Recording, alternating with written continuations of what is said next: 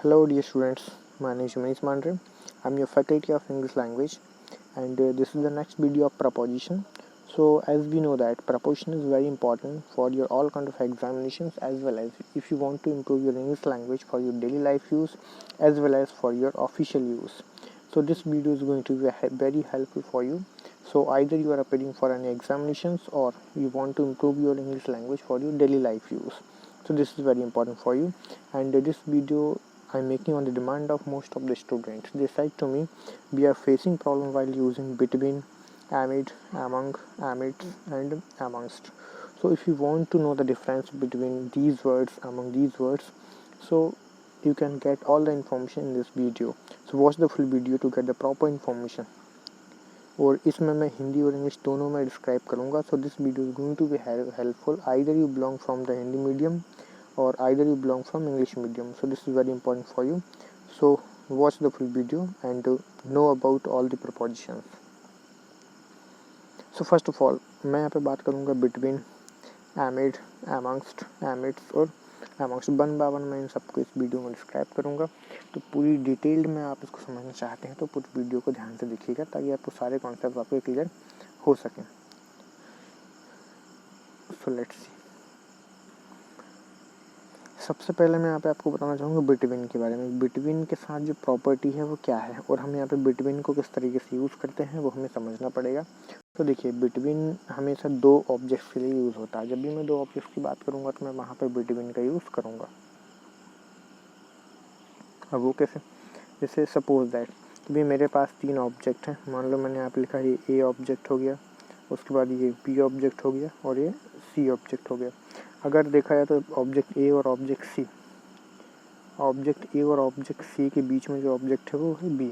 तो इसके लिए मैं जो प्रपोजिशन यूज़ करूँगा वो करूँगा मैं बिटवीन का यूज़ करूँगा. Y so? बिकॉज यहाँ पे इसके लेफ्ट साइड में एक ऑब्जेक्ट है और राइट साइड में एक ऑब्जेक्ट है. जब भी दो ऑब्जेक्ट की बात होगी वो दो के बीच में कुछ भी होगा तो वहाँ पर बिटवीन का यूज़ करूँगा. मतलब इसको मैं एज ए प्रपोजिशन भी यूज़ कर सकता हूँ और एज एन एडवर्ब की तरह भी मैं इसको यूज़ कर सकता हूँ. जो डेफिनेशन है मैंने वो यहाँ पे इंग्लिश में दी हुई है और उसके हिंदी में मैंने आपको डिस्क्राइब करके बताया हुआ है.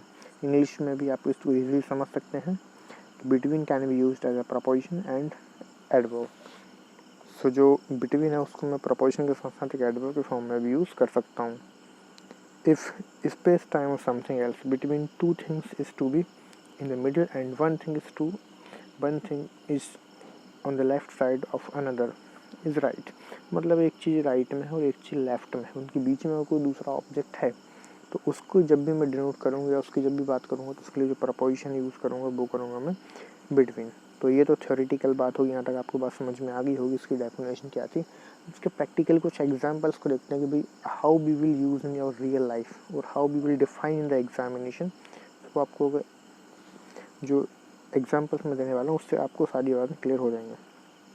तो देखिए फर्स्टली हमारे पास जो एग्जांपल्स हैं उनकी बात करेंगे. He stood between his father and his mother. हमने यहाँ पे जो प्रपोजिशन यूज़ किया वो यूज़ किया है बिटवीन. वाई सो? क्योंकि हमारे पास जो ऑब्जेक्ट है वो कितने हैं? दो हैं. एक उसके फादर और एक उसकी मदर है. तो मतलब ये जो कोई पर्सन है, जो कोई व्यक्ति है, ये कहाँ पे खड़ा हुआ है? तो ये जो व्यक्ति है ये कहाँ पर खड़ा हुआ है? ये जो व्यक्ति है वो अपने फादर और मदर के बीच में खड़ा हुआ है. तो इसलिए मैंने जो प्रपोजिशन यूज़ किया है यहाँ पे वो यूज़ किया है मैंने बिटवीन. तो आई थिंक ये चीज़ आपको क्लियर होगी. फिर मैं आगे बढ़ता हूँ. नेक्स्ट भी है the ball rolled between the desk and the wall. मतलब ये जो मैंने यहाँ पे बिटवीन यूज़ किया है वाई सो? क्योंकि यहाँ पे डेस्क है और यहाँ पे वॉल है. सेम थिंग हमारे पास दो ऑब्जेक्ट हैं. इन दोनों ऑब्जेक्ट्स के जो बीच के लिए जिसकी मैं बात कर रहा हूँ वो है बिटवीन. तो बिटवीन क्यों सही हो रहा है? क्योंकि मेरे पास दो ऑब्जेक्ट, एक डेस्क है और एक बॉल है. दो के बीच में कोई भी वस्तु होगी तो मैं वहाँ पे बिटवीन का यूज़ करूँगा. तो आपको इस चीज़ समझ में आ गई कि मैंने यहाँ पे बिटवीन का यूज़ क्यों किया है. बिकॉज मेरे पास दो ऑब्जेक्ट्स, एक डेस्क था और एक बॉल था. तो इसलिए मैंने यहाँ पे बिटवीन का यूज़ किया है. फिर मैं आगे मूव करता हूँ. नेक्स्ट एग्जाम्पल हमने यहाँ पे बोला there is very little difference between lion and tiger. Same thing guys. तो देखिए यहाँ पे हमारे पास दो ऑब्जेक्ट हैं, एक लायन है और एक हमारे पास यहाँ पे है टाइगर. तो हमारे पास दो ऑब्जेक्ट हैं, दो चीज़ों की हम यहाँ पे बात कर रहे हैं और दोनों चीज़ों के बीच का हम डिफरेंस, दोनों के बीच का अंतर बता रहे हैं कि भाई दोनों में बहुत कम डिफरेंस है. तो जो प्रपोजिशन यूज़ करेंगे हम, जो करेक्ट प्रपोजिशन होगा वो होगा हमारा बिटवीन। तो ये चीज़ आपको समझ में आ गई। हम बिटवीन का यूज़ क्यों कर रहे हैं, क्योंकि हमारे पास दो ऑब्जेक्ट्स हैं, एक लाइन है और एक टाइगर है, उन दोनों के बीच हम डिफरेंस यहाँ पर बता रहे हैं। सो इसलिए हमारा जो करेक्ट आंसर हो जाएगा वो हो जाएगा बिटवीन। करेक्ट प्रपोजिशन यहाँ पे होगा बिटवीन। अगर ऑप्शन में बिटवीन दिया रहे ऐसी कंडीशन में तो आप जो करेक्ट आंसर लगाएंगे वो बिटवीन लगाएंगे। सो आई थिंक ये चीज़ आपकी क्लियर होगी। फिर मैं आगे बढ़ता हूँ। तो देखिए नेक्स्ट एग्जाम्पल हम यहाँ पे देखते हैं। They fly between Delhi and Mumbai twice a month. हमने यहाँ पे बोला they fly between Delhi and Mumbai twice a month, मतलब दिल्ली और मुंबई के बीच में वो एक महीने में 2 बार उड़ते हैं। मतलब ये है कि कोई व्यक्ति है वो दिल्ली से मुंबई एक महीने में 2 बार जाता है। और कौन से 2 शहरों के बीच में ट्रैवल करता है व्यक्ति, दिल्ली और मुंबई। तो शहर हमारे पास 2 हैं और जो यात्रा करने वाला व्यक्ति है इन दोनों शहरों के बीच में यात्रा कर रहा है। सो इसलिए हमने यहाँ पे यूज़ किया है preposition between. So I think ये चीज़ आपको समझ में आ गई होगी। बिटवीन की यूज़ मैं क्यों कर रहा हूँ, बिकॉज ऑफ दीज 2 ऑब्जेक्ट्स, एक तो दिल्ली और एक मुंबई। इस वजह से मैं यहाँ पे जो प्रपोजिशन यूज़ कर रहा हूँ वो मैं यूज़ कर रहा हूँ यहाँ पे बिटवीन। सो आई थिंक ये चीज़ समझ में आ गई होगी। फिर मैं आगे नेक्स्ट एग्जाम्पल मूव करता हूँ। Our house has 2 rooms with a veranda between. मतलब ये है कि हमारे पास जो है 2 रूम हैं और बीच में जो है एक बरामदा है। बरामदा का मतलब जो हम लोकल लैंग्वेज में हम बरामदा बोलते हैं इसको, वो बरामदा है। ठीक है, तो यहाँ पे हमने बिटवीन का यूज़ किया। क्यों, क्योंकि बीच में एक बरामदा भी है। 2 रूम तो हैं हमारे घर में, उसके बीच में बरामदा है। सो आई थिंक बिटवीन आपको समझ में आ गया। इन सिंपल वर्ड्स अगर मैं यहाँ पे बात करूँ तो आपको एक चीज़ देखना है, जब भी मैं 2 ऑब्जेक्ट्स की बात करूँगा तो वहाँ पे मैं जो प्रपोजिशन यूज़ करूँगा वो यूज़ करूँगा मैं बिटवीन। अब यहाँ पे मैंने एडवर्ब की तरह इसको यूज़ किया है, तो एडवर्ब भी समझ लें आप एडवर्ब क्या होता है।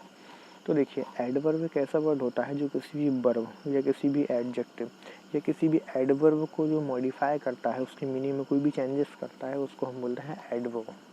मतलब वर्ब में कुछ ना कुछ ऐड करता है एक तरीके से, तो वो होता है एडवर्ब। तो आई थिंक ये चीज़ आपको समझ में आ गई होगी। आगे बढ़ते हैं। अब हमारे पास जो नेक्स्ट चीज़ समझने वाली वो ये है कि हमसे क्वेश्चन यहाँ पे मैंने आपको दिया हुआ बनवा दूँ, सारी चीज़ सिस्टमैटिक मैंने यहाँ पे दी हुई है ताकि आपके लिए ईजी होगा समझने के लिए। जिससे कि इसमें है what is the difference between एमिड and among. तो बहुत सारे कैंडिडेट समझ नहीं पाते हैं कि भाई एमिड और एमंग में डिफरेंस एक्चुअल में है क्या। हम किसी को भी कहीं पर यूज़ कर देते हैं, डेली लाइफ में लोग किसी को भी कहीं भी यूज़ कर देते हैं। कुछ हद तक ये सही भी होता है, बट अगर हम एग्ज़ाम की बात करें तो एग्ज़ाम में हमें ध्यान रखना पड़ेगा हर एक चीज़ का। तो पहले हम एमिड को समझ लेते हैं कि एमिड के साथ प्रॉपर्टी क्या है और एमिड को हम कहाँ पे यूज़ करते हैं। देखिए amid is used when we talk about uncountable things. तो गौर से देखिएगा, इस चीज़ को ध्यान से देखें आप। हमने क्या बोला यहाँ पे, amid is used when we talk about uncountable things. तो मतलब जब भी मैं अनकाउंटेबल थिंग्स की बात करूँगा, अनकाउंटेबल नाउन्स की बात करूँगा, तो वहाँ पर मैं जो प्रपोजिशन यूज़ करूँगा वो क्या होगा, वो यूज़ होगा एमिड। तो इस चीज़ को ध्यान से देखना है। ध्यान से देखने वाली इसमें ये बात है कि आप क्या यूज़ करोगे, एमिड। और एमिड का यूज़ करना है अनकाउंटेबल नाउन, मैंने हाईलाइट भी किया हुआ है इसीलिए उसको। अनकाउंटेबल नाउन होगा तो मैं एमिड यूज़ करूँगा। फॉर एग्जाम्पल देखिए, I was standing एमिड noises. I was standing एमिड noises. तो यहाँ पे एक चीज़ ईजिली यहाँ पे देखी जा सकती है कि आपने यूज़ किया है नाउन नॉइजेस। अब जो नॉइजेस है, क्या हम नॉइज़ को गिन सकते हैं, नहीं। सो जो नॉइज़ है वो एक तरीके से देखा जाए तो अनकाउंटेबल नाउन है, और अनकाउंटेबल नाउन के लिए हम क्या यूज़ कर रहे हैं, एमिड। तो आपको चीज़ समझ में आ गई होगी। हमारे पास अमंग, तो इसमें हमें सबसे इम्पॉर्टेंट जो हमें समझनी होती है कि अमंग का जो एग्जैक्ट यूज़ क्या है उसको समझते हैं मनवा। तो देखिएगा, among is used when we talk about countable things that can be separated and it must be more than 2 people or things। तो इन सिंपल वर्ड अगर मैं आपको बताना चाहूँ तो ये है कि अगर 2 से ज़्यादा ऑब्जेक्ट हमारे पास हैं और उनकी अगर हम बात करते हैं और ऐसे ऑब्जेक्ट जिनको हम सेपरेट कर सकते हैं, अलग अलग कर सकते हैं, in simple word countable nouns.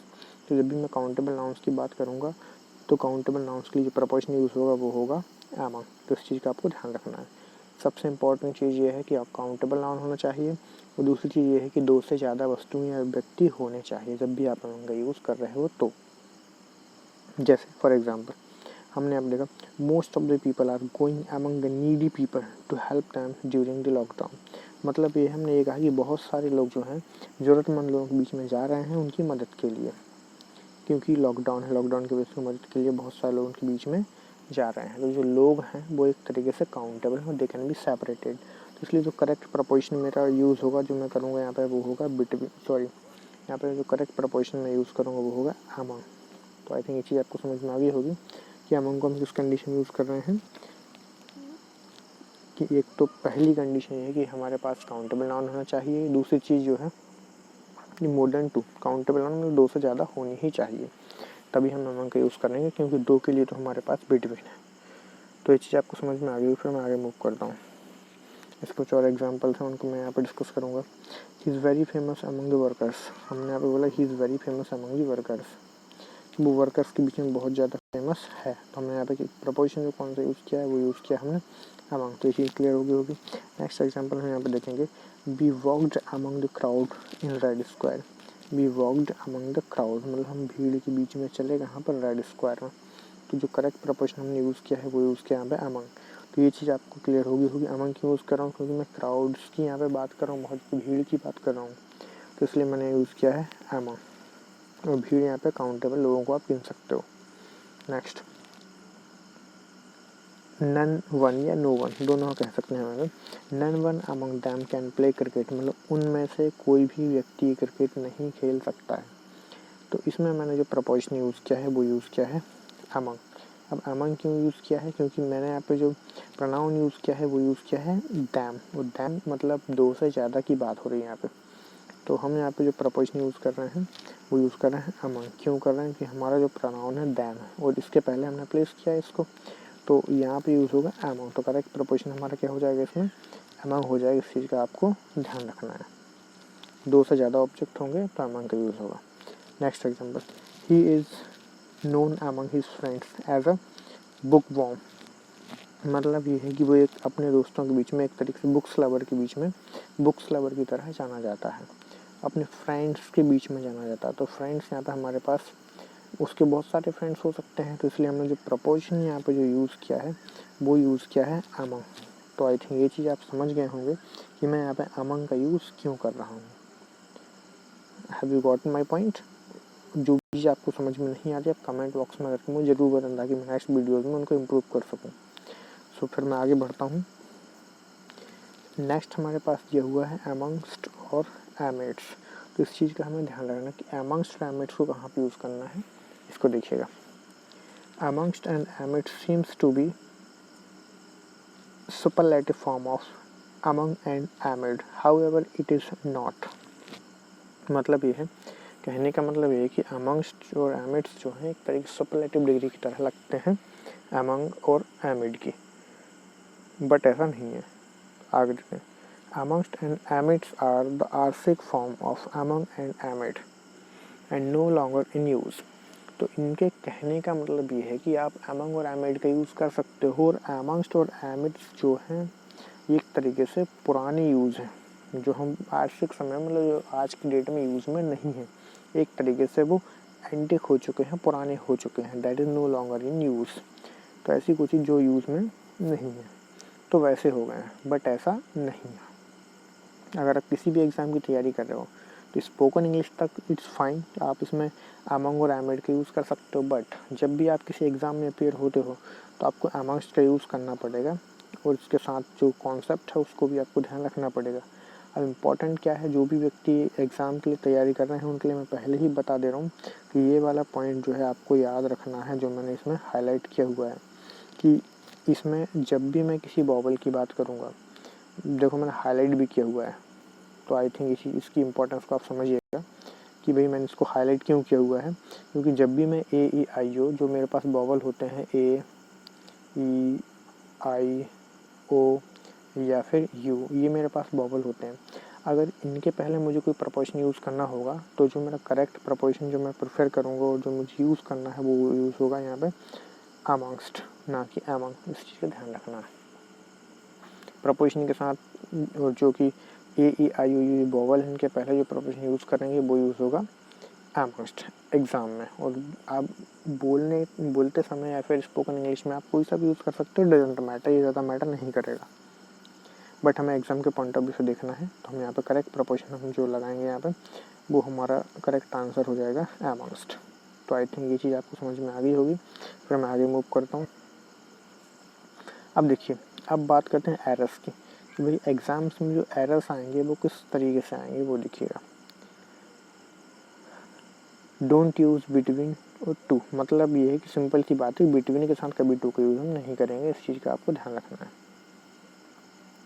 देखिए, बिटवीन कश्मीर टू कन्याकुमारी, अभी जो सेंटेंस आपके सामने दिया हुआ है बिटवीन टू कन्याकुमारी, क्योंकि देखो स्टार्टिंग में मैंने आपको बताया हुआ कि भाई बिटवीन अगर आपने यूज़ किया है तो आप उसके साथ कभी टू का यूज़ नहीं करें, क्योंकि एक तरीके से ये पेयरिंग होती है। जैसे अगर आप यहाँ पे बिटवीन यूज़ किया आपने, तो बिटवीन के साथ आपको हमेशा और हमेशा एंड का यूज़ करना, ठीक है। तो आप बिटवीन के साथ पेयरिंग किसकी करेंगे, एंड की पेयरिंग आप यहाँ पे करेंगे, तो इस चीज़ का ध्यान रखेंगे।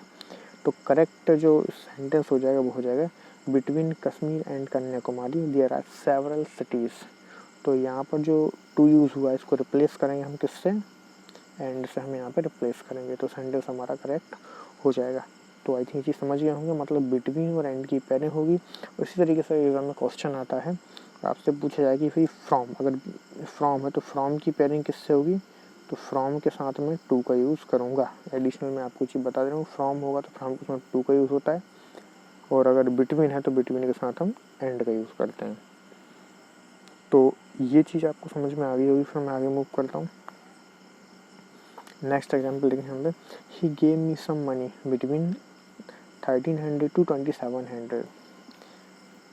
तो ये जो सेंटेंस है, he gave me some money between 1300 and 2700, तो इसमें आप देखिएगा ध्यान से, मैंने जो प्रपोजिशन यूज़ किया है वो यहाँ पे बिटवीन यूज़ किया है, और जो कंजक्शन यूज़ किया है वो यूज़ किया है एंड, क्योंकि यहाँ पे बिटवीन था, अगर यहाँ पे टू होता तो सेंटेंस हमारा रॉन्ग हो जाता, बट अभी हमने यहाँ पे बिटवीन के साथ एंड का यूज़ किया, मतलब सेंटेंस हमारा कैसा है, एब्सोल्युटली करेक्ट है। तो ये चीज़ आप समझ गए होंगे। आगे देखते हैं, डोंट यूज़ ईच और एवरी आफ्टर बिटवीन। तो भाई ये भी एक आपके लिए काफ़ी इंपॉर्टेंट पॉइंट है, तो इस पर भी आप थोड़ा सा ध्यान रखिएगा। मैं इसको हाईलाइट कर देता हूँ, जो इम्पोर्टेंट पॉइंट है सारी चीज़ों को मैं हाईलाइट करके बता रहा हूँ कि इसमें हम क्या करेंगे, कि हम ईच और एवरी का यूज़ हम बिटवीन के साथ कभी नहीं करेंगे। एग्जाम्पल के थ्रू समझिए, money is distributed between each party. Money is distributed between each party, भाई ईच का मतलब होता है प्रत्येक, एक एक व्यक्ति, और एक एक के बीच में आप कैसे बांट सकते हैं, एक एक है तो फिर वो एक तरीके से बिटवीन कैसे यूज़ हो जाएगा, बिटवीन तो दो के लिए यूज़ होता है, एक एक को इंडिविजुअल काउंट करेंगे तो वहाँ पे हम बिटवीन का यूज़, बिटवीन साथ ईच का यूज़ हम कर ही नहीं सकते हैं, और अगर ईच है तो फिर या तो बिटवीन को हटा दो, फिर तो सेंटेंस करेक्ट हो जाएगा।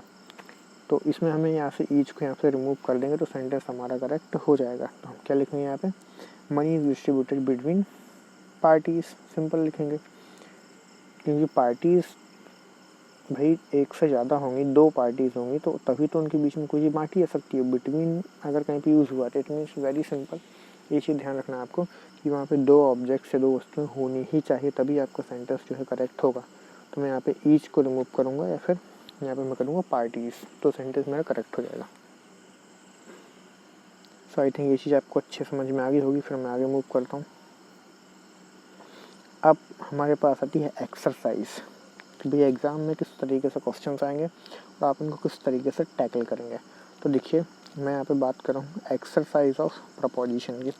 अब जो एक्सरसाइज ऑफ प्रपोजिशन वो क्या है, she was standing, she was standing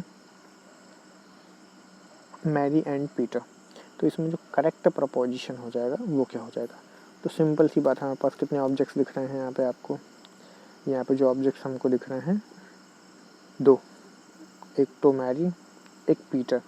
जब मैं मैरी और पीटर की बात कर रहा हूँ तो मेरा जो करेक्ट प्रपोजिशन हो जाएगा वो क्या हो जाएगा, बिटवीन। इट्स वेरी सिंपल, कि जो करेक्ट प्रपोजिशन मैं लगाऊंगा यहाँ पे वो बिटवीन लगाऊंगा। Next, the monastery is hidden the trees. अब ये बताइए, हमारे पास जो ऑब्जेक्ट है वो यहाँ पे क्या है, ट्रीज, और ट्रीज तो बहुत ज़्यादा हैं। अब ट्रीज बहुत ज़्यादा हैं तो ऑब्वियसली बात है जो हम करेक्ट प्रपोजिशन यूज़ करेंगे वो क्या हो जाएगा, अमंग। आपको बस कॉन्सेप्ट लगाना, कॉन्सेप्ट पर ध्यान देना है, बाकी चीज़ें तो ऑटोमेटिकली आपको बनती जाएंगी। तो करेक्ट प्रपोजिशन हो जाएगा हमारा अमंग। क्यों हो जाएगा? क्योंकि यहाँ पे नाउन आपने यूज़ किया ट्रीज, जो कि प्लूरल को डिफाइन करेगा। Next, our houses, the boots and river and blaze. अब हमने यहाँ पे देखना है कि आवर हाउस इज, भाई हमारा हाउस जो है कहाँ का पर है? The boots and the river and the blaze. तो देखिए यहाँ पे हमने एंड से जो लोग होंगे इसको एक ही कंसीडर करेंगे। यहाँ पे बूट्स और यहाँ पे एक ऑब्जेक्ट ये हो गया, एक ऑब्जेक्ट ये हो गया, ये हमारे पास दो ऑब्जेक्ट हो गए। तो अब हमारा जो करेक्ट प्रपोजिशन होगा वो करेक्ट प्रपोजिशन कौन सा होगा? करेक्ट प्रपोजिशन हम यहाँ पे यूज़ करेंगे बिटवीन। वाई? सो क्योंकि हमारे पास ऑब्जेक्ट तो दो ही हुए भाई, हमारे पास ये यूनिट्स दो, मतलब यूनिट तो दो ही हुई, ऑब्जेक्ट हमारे पास दो से ज़्यादा भले ही हो गए, रिवर भी हो गए, ब्लेज भी हो गए, बूट्स भी हो गए, बट हमारी जो यूनिट्स हैं, यूनिट्स हमारे पास दो ही हैं, एक बूट्स हैं, वो दूसरा रिवर एंड ब्लेज। हमने क्या यूज़ किया यहाँ पे? बिटवीन किया। और houses between river and blaze, मतलब बूट्स एंड रिवर ब्लेज, तो इनके बीच में हमारा घर situated. Next, I will be at the office. अब यहाँ पे 8 and 6 भी दिया हुआ, मतलब यहाँ पर समय दिया हुआ, टाइमिंग दी हुई है। 8 दिया हुआ है और 6 दिया हुआ है, तो ऑब्वियसली बात है हम बिल्कुल भी इसमें समय वेस्ट नहीं करेंगे, क्योंकि इसमें करेक्ट प्रपोर्शन यहाँ पे हो जाएगा बिटवीन, क्योंकि ऑब्वियसली बात हम यहाँ पे दो चीज़ों की बात कर रहे हैं, तो यहाँ पे जो करेक्ट प्रपोर्शन हम यूज़ करेंगे वो हो जाएगा बिटवीन। तो आई थिंक ये चीज़ आप समझ गए होंगे। Next, there is something the wheels of the car. There is something the wheels of the car, मतलब भाई कार के जो पहिए हैं उनके बीच में कुछ है, तो ऑब्वियसली बात है कि उसमें एक तरीके से हम बिटवीन ही यूज़ करेंगे। दोनों पहियों के बीच में, या तो आगे के पहिए की बात करेंगे, पीछे के पहिए की बात करेंगे, तो कहीं पेयरिंग में होते हैं पहिए, तो इसलिए करेक्ट प्रपोर्शन हमारा जो हो जाएगा वो हो जाएगा क्या? बिटवीन। तो ये चीज़ आप समझ गए होंगे बिटवीन के यूज़ में यहाँ पे क्यों कर रहा हूँ। नेक्स्ट, तो देखिए हमने आप देखा, he divided the money by his daughter and his son. Same concept यहाँ पर आपको देखने को मिल रही है, his wife, his daughter and his son. हमारे पास ऑब्जेक्ट्स जो हैं दो से ज़्यादा हैं, ऑब्वियसली बात है ऑब्जेक्ट हमारे पास दो से ज़्यादा हैं, बट यूनिट कितनी है हमारे पास? दो। एक उसकी वाइफ हो गई, दूसरी यूनिट में उसके डॉटर, उसका सन हो गया, तो ये दो यूनिट्स हमारे पास हैं। तो इसमें जो दो के लिए जो प्रपोर्शन यूज़ करते हैं वो होता है बिटवीन, जैसे कि मैंने आपको पहले भी बताया हुआ। तो करेक्ट प्रपोर्शन क्या हो जाएगा आपका? बिटवीन। तो this is the right answer. आगे देखें, what are the differences crows and rooks. Crows and rooks, तो क्रोज एंड रुक्स के बीच में डिफरेंस क्या है? तो सेम थिंग, इसमें भी हम ज़्यादा दिमाग नहीं लगाएंगे। हमारे पास दो ऑब्जेक्ट जो मैंने सर्किल के अंदर रखे हुए हैं, आप देख सकते हैं। अब दो ऑब्जेक्ट्स हैं क्रोस एंड रुक्स, तो जो करेक्ट प्रपोर्शन हो जाएगा वो हो जाएगा हमारा बिटवीन। तो करेक्ट आंसर क्या हो जाएगा? बिटवीन। तो इसमें हम ज़्यादा दिमाग नहीं लगाएंगे, हमारा करेक्ट आंसर बिटवीन हो, क्योंकि जब भी दो ऑब्जेक्ट्स होंगे, दो वस्तुएं होंगी, तो वहाँ पे दो लोग होंगे, तो वहाँ पे हम बिटवीन का यूज़ करेंगे। तो आई थिंक ये चीज़ आपको समझ में आ गई होगी। नेक्स्ट एग्जाम्पल हम यहाँ पे देखते हैं, he has a number of business man his friends. तो अब यहाँ पे सीधी बात है, आपको सामने क्लियर है, साफ साफ हमको यहाँ पे दिखाई दे रहा है। हमने यहाँ पे बात की his friends, so we are talking about his friends, so there are so many friends, तो उसके भाई बहुत सारे फ्रेंड्स हो सकते हैं। तो इस कंडीशन में जो प्रपोजिशन यूज़ होगा, तो ऑब्वियसली बात है दो से ज़्यादा के लिए कौन सा प्रपोजिशन यूज़ होता है आपको पता है, आप खुद से एक बार इसको ट्राई करें, बाकी आंसर मैं तो बता ही रहा हूँ। तो इसमें जो हमारा करेक्ट आंसर हो जाएगा वो हो जाएगा अमंग। क्यों? क्योंकि यहाँ पे हमारे पास जो नाउन है वो नाउन प्लूरल है, और यहाँ पे हम दो से ज़्यादा की बात कर रहे हैं।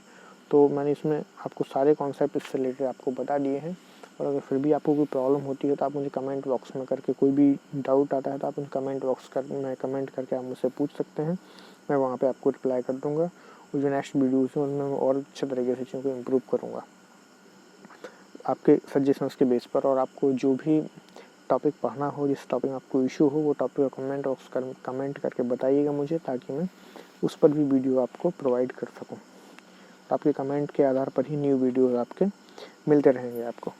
So thank you guys, stay home, stay safe. और की